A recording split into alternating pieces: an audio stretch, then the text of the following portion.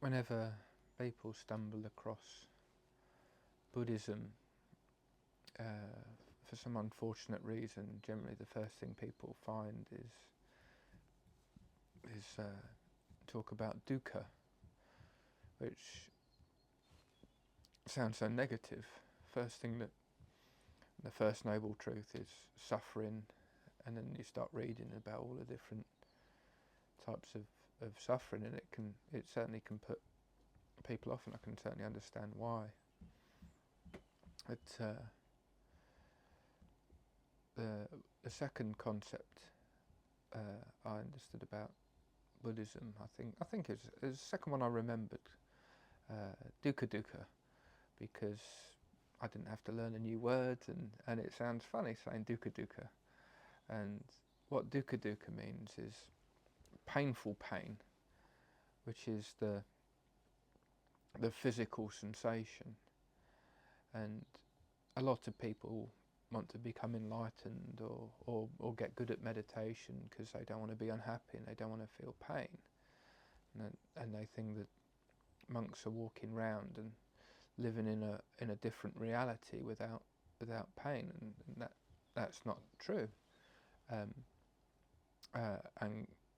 Ananda, the Buddha's attendant, who memorized everything that the Buddha taught, noted that on several occasions, maybe around half a dozen, I don't know, I'm not particularly scholarly, but on around half a dozen occasions, the Buddha stopped his talk because he was in pain and had to lie down.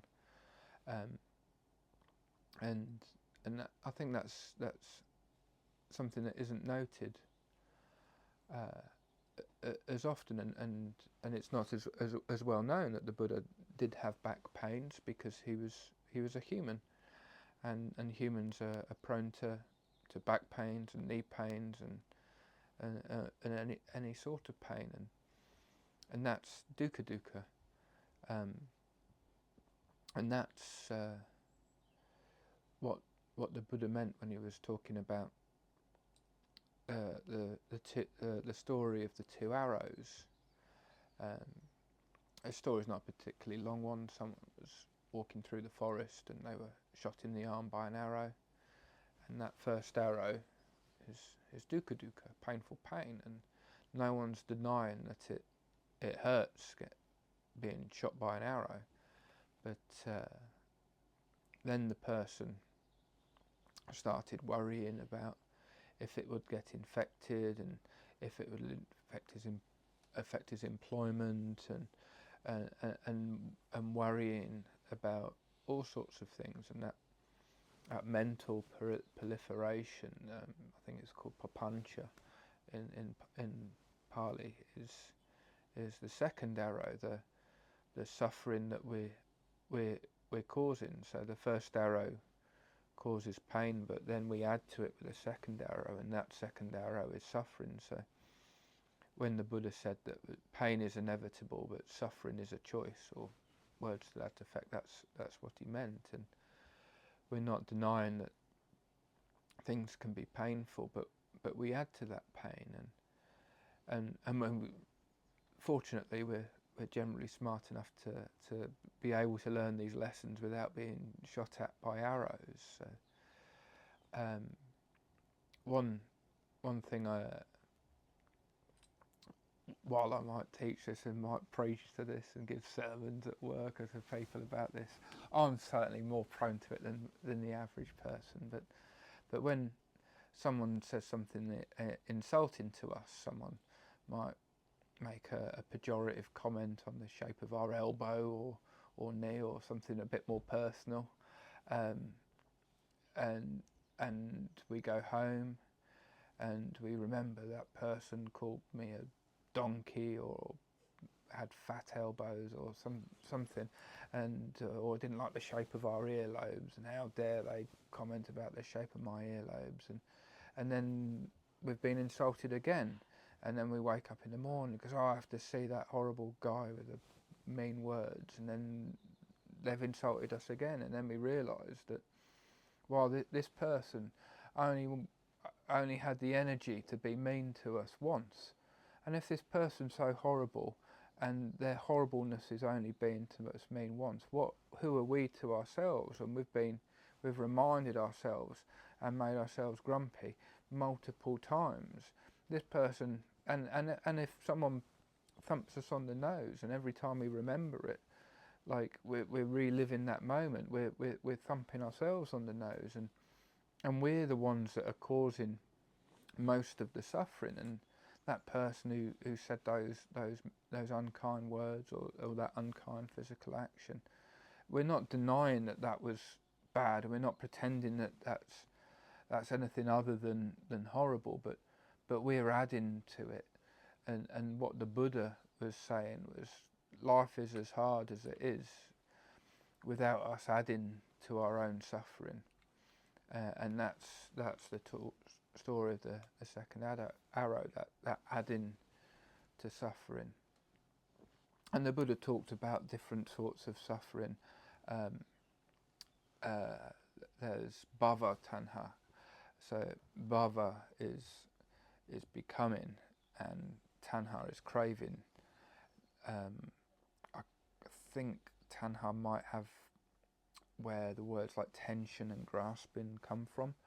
I'm probably wrong, but bhava tanha means becoming, and so that sort of suffering is to do with the wishing to become more,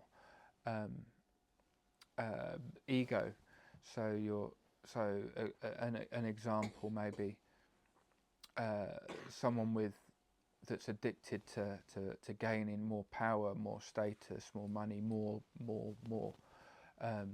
self-aggrandizement, and every religion is quite clear about self-aggrandizement, and that's bhava tanha, becoming tanha. But then you say, okay, I don't want to be like that. I don't want to crave this. I don't want. So then you're craving to not crave. You're craving to not want to want, and that's vibhava tanha, the craving for annihilation. That swinging the other way. It's like, well, if I can't be this, and I don't want to be anything, and you're craving to not exist. So that you've got the craving of becoming something more than you are, and then you reject that, and then you've got the craving of becoming nothing, and you've completely skipped the middle ground of contentment, of accepting what you are. And then the third sort, which is quite simple relatively, is kama tanha, craving for nice things to happen, craving pleasant experiences, craving, I don't know, nice food, nice sensations, a warm, cosy bed, or anything like that. Or like there's an infinite number of physical pleasures that we can crave, whether they're substances that we take from, I don't know, food or drugs. So that it's all kama tanha, it's craving for karma. So and usually I try and not talk about Buddhist concepts because we can debate theories rather than practice. But for me, I found when I note suffering, or when I notice I'm being grumpy, by putting the correct label on it, it helps me realise what I'm doing and helps me get out of my head. So when I'm craving a nice dinner, or I'm craving to be appreciated at work, or when I'm suffering because I say, well, I'm this meditation teacher, and yet I'm craving to become, I don't know, praised at work. I don't want any of this. I want to sit under a rock and meditate for the rest of my life because and then I'm like, oh, that's vibhava tanha. That's the one that and labeling it makes me, one, understand what it is, and then I laugh at myself at how ridiculous it is, and then it reduces a little bit, and then if I can get it to reduce a little bit, I'm on the right path. And I'm not. And the idea of getting rid of it is of craving and suffering is with Vibhava-Tanas, but the idea of becoming less isn't theoretical, and it's the same with when we're looking at the end goals of enlightenment, of having no attachments. And the idea of having no attachments is theoretical. We can't imagine never craving anything, but we can imagine craving things less. We can imagine being less we can't imagine never living in anger for the rest of our lives, but we can imagine being less angry than we were yesterday. And as soon as I realised that I should stop trying to eliminate things, but just becoming less of this, less of that, that seems doable. And marginally less is the right path, and that's why the Buddha always talks about the path. It's not about teleporting to the end. That's not how it works. You can't teleport to enlightenment.